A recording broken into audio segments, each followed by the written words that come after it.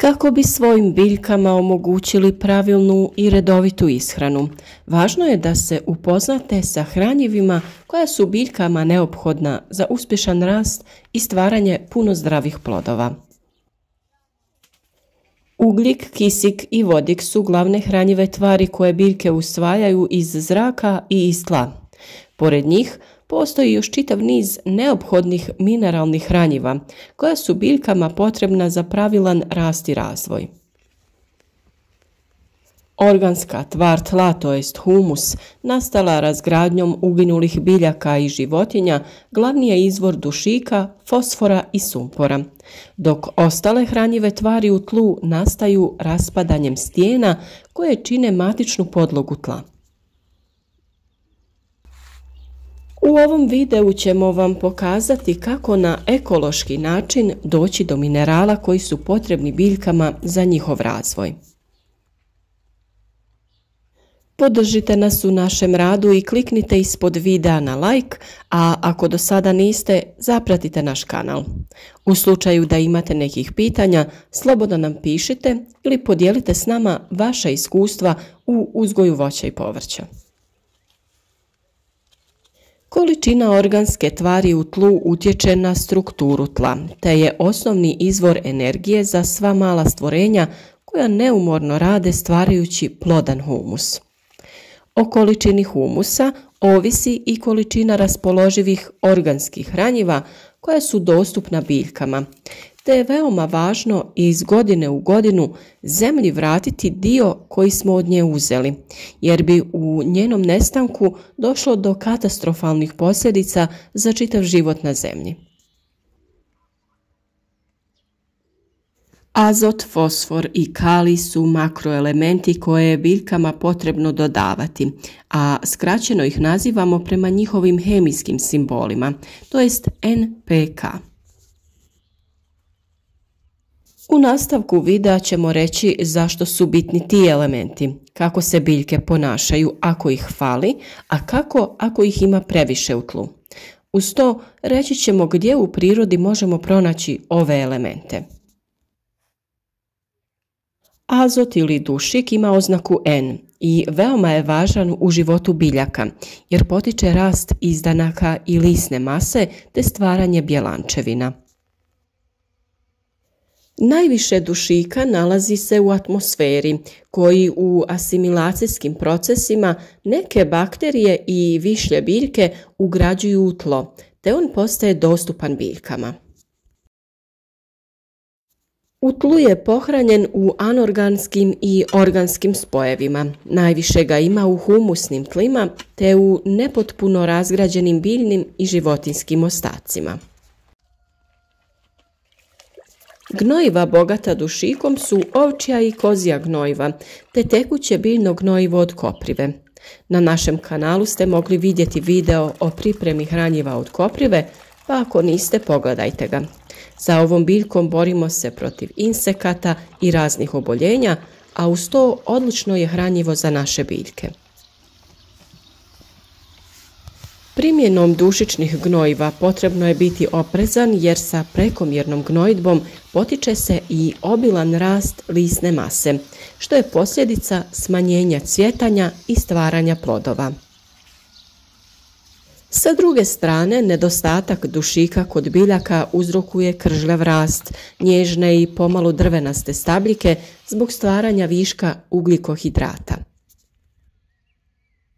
Kod starijih biljaka prvi simptom nedostatka dušika je kloroza, to jest žućenje listova, uslijed čega oni žute ili poprimaju purpurnu boju, te se može desiti i da na kraju opadnu.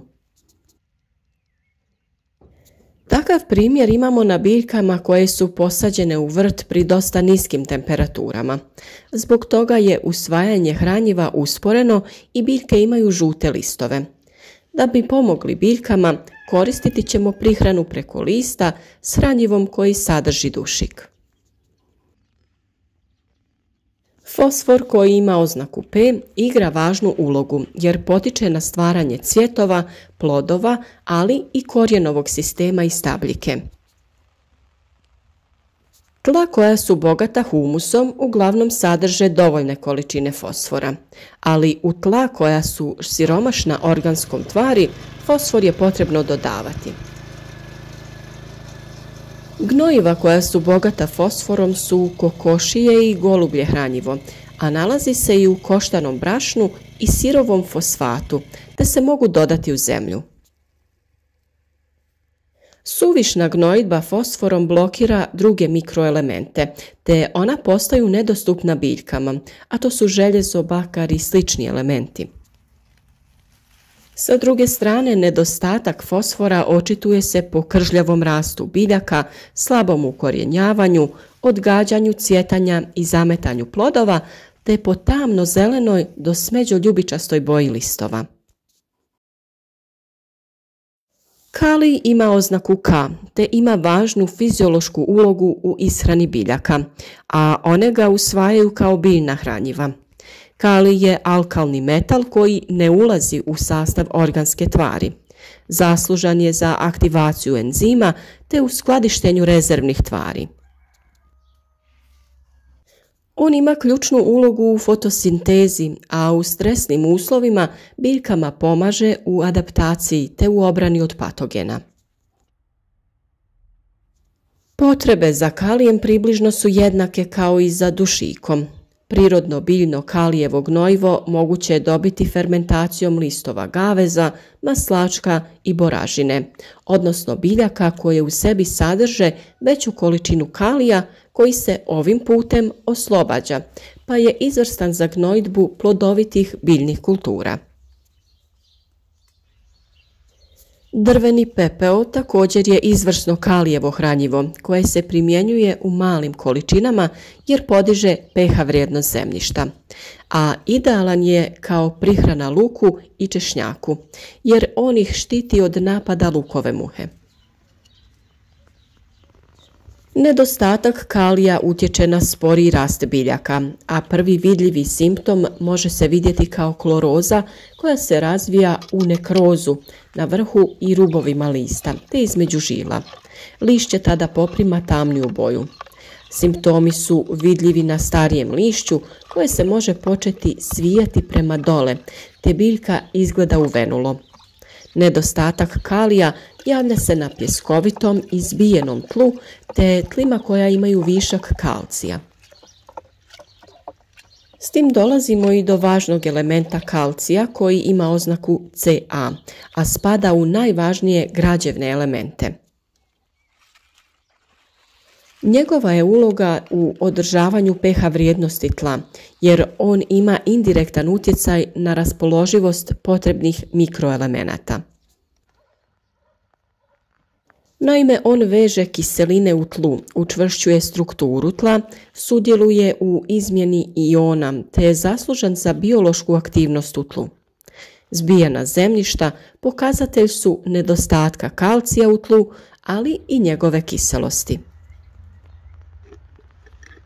Više o pH vrijednosti tla možete pronaći na našem kanalu u posebnom videu gdje smo objasnili kako se određuje pH vrijednost tla te kako se ona popravlja. Gnojiva na bazi kalcija su kalcijev karbonat, živo vapno, magnezijev vapnenac, Tomasovo brašno i sl. Suvišna gnojidba kalcijem uzrok je alkalnosti tla u kojoj većina biljaka neće uspijevati. Prekomjernom gnojidbom kalcijem potiskuje se kalij, te ga biljke ne mogu usvojiti.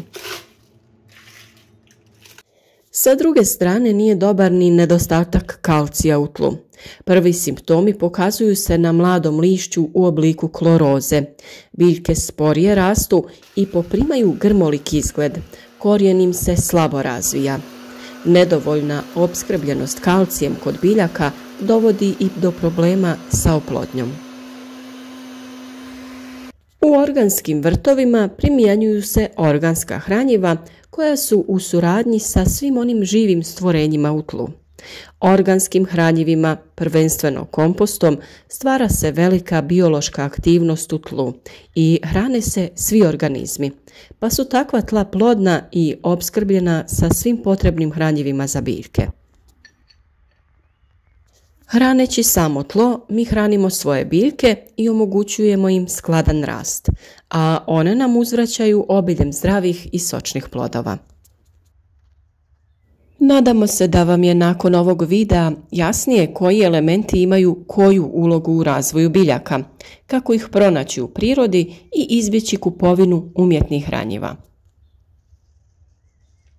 O svemu tome imate dosta savjeta na našem kanalu, recepte kako od biljaka pripremiti hranjiva i zaštitna sredstva, pripremi humusa i glistenjaka, detaljan video o kompostiranju i općenito o održavanju kvalitetnog tla.